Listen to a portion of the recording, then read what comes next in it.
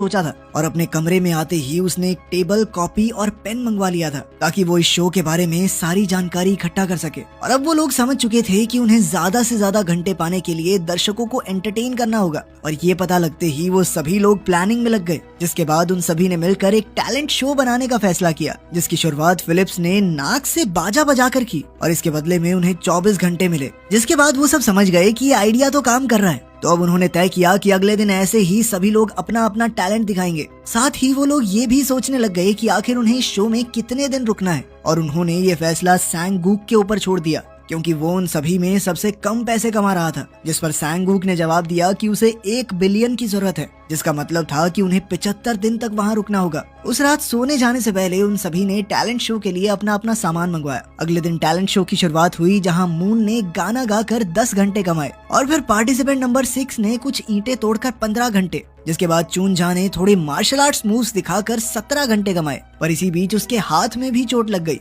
इस कॉन्टेस्ट में यांग और जिनसू कुछ खास नहीं कमा पाए थे, लेकिन सैंगूक ने जोकर बनकर 30 घंटे कमा लिए। और जब सारा की बारी आई तो उसने कहा कि मेरा टैलेंट थोड़ा 18+ है, जिसमें पार्टिसिपेंट नंबर 6 ने उसका साथ दिया और उन्होंने इससे 69 घंटे कमाए। ये तो कड़वा सच है दोस्तों, मर्दों की ठरक से ही तो इकोनॉमी चलती है, इससे तो पैसा बनेगा ही।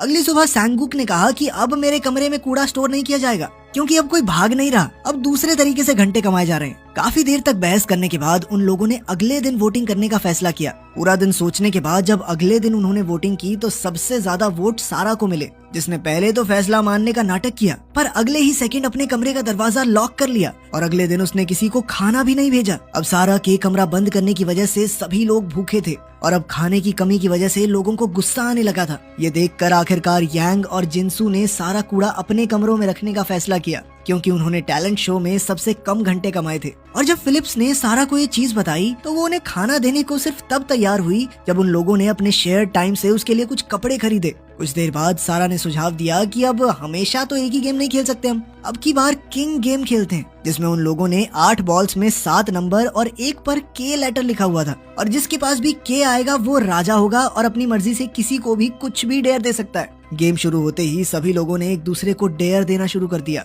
लेकिन इससे उनके टाइमर में कुछ खास फर्क नहीं पड़ रहा था। इसीलिए उन्होंने ज्यादा खतरनाक डेयर देने का फैसला किया ताकि लोग थोड़े एंटरटेन तो हों। और जैसे ही सारा की बारी आई तो उसने चूनझा और पार्टिसिपेंट नंबर 6 को आपस में लड़ने को कहा, जिसके बाद उन दोनों में काफी खतरनाक लड़ाई शुरू हो गई। अपने हाथ पर लगी चोट की वजह से चूनझा के लिए लड़ना मुश्किल हो रहा था, जिसका फायदा उठाकर पार्टिसिपेंट 6 ने उसे पीटना शुरू कर दिया। और जब तक बाकी लोग बीच में नहीं आए तब तक वो रुका नहीं, पर उनकी इस लड़ाई ने उन लोगों को 50 घंटे कमा के दिए थे। पर अब कई लोगों को अपनी सुरक्षा की चिंता हो रही थी और इसलिए